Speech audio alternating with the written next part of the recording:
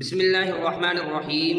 میرے محترم بھائیوں، دوستوں، عزیزوں، بزرگوں، آج ہم اللہ کو ذرا سی باتوں پر ناراض کر دیتے ہیں اپنی برادری کے لیے، اپنے کنبے قبیلے کے لیے، کہ میری برادری مجھ سے ناراض ہو جائے گی اگر میں یہ کام نہیں کروں گا۔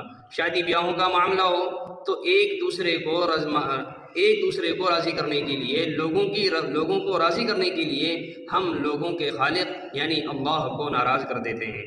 حدیث کے اندر آتا ہے کہ حضرت ابن عباس رضی اللہ تعالی عنہ روایت کرتے ہیں کہ رسول اکرم صلی اللہ علیہ وسلم نے ارشاد فرمایا کہ جو شخص لوگوں کو خوش کرنے کے لیے اللہ تبارک و تعالیٰ کو ناراض کرتا ہے تو اللہ تبارک و تعالیٰ اس سے ناراض ہوتے ہیں اور ان لوگوں کو بھی اس سے ناراض کر دیتے ہیں جن لوگوں کو راضی کرنے سے اللہ کی ناراضگی کا سبب بنا تھا، جو لوگ اللہ کی ناراضگی کے سبب بنے تھے۔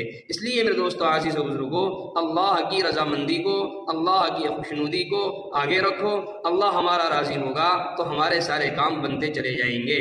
اور جو شخص حدیث کے اندر اور آگے آتا ہے، جو شخص اللہ تعالیٰ کو راضی کرنے کے لیے، اللہ تعالیٰ کو خوش کرنے کے لیے لوگوں کو ناراض کرتا ہے تو اللہ تعالیٰ اس سے خوش ہو جاتے ہیں اور ان لوگوں کو بھی اس سے خوش کر دیتے ہیں جن لوگوں کو اللہ کو راضی کرنے کے لیے ناراض کیا تھا، یہاں تک کہ ان ناراض ہونے والے لوگوں کی نگاہ میں اس شخص کو اچھا فرما دیتے ہیں اور اس شخص کے قول اور عمل کو ان لوگوں کی نگاہ میں مزین کر دیتے ہیں۔ اس لیے میرے دوستو عزیزو، ہر معاملے میں اللہ کے نبی کی احادیث کو پڑھو، اللہ کے نبی کے طریقے کو فالو کرو تاکہ ہمارا اللہ ہم سے راضی ہو جائے اور ہم دونوں جہاں کی کامیابی حاصل کر سکیں۔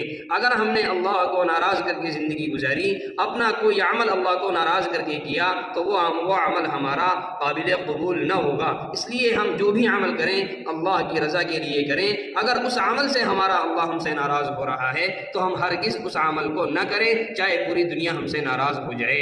اس لیے میرے دوستو، ہر عمل اللہ کے لیے کریں، اللہ کی رضامندی کے لیے کریں، اللہ کو راضی کرنے کے لیے کریں، اللہ کو خوش کرنے کے لیے کریں، اللہ کی ناراضگی والے عمل ہرگز نہ کریں۔ اللہ تبارک و تعالی مجھے بھی عمل کی توفیق و رحمت فرمائے اور آپ لوگوں کو بھی عمل کی توفیق و رحمت فرمائے۔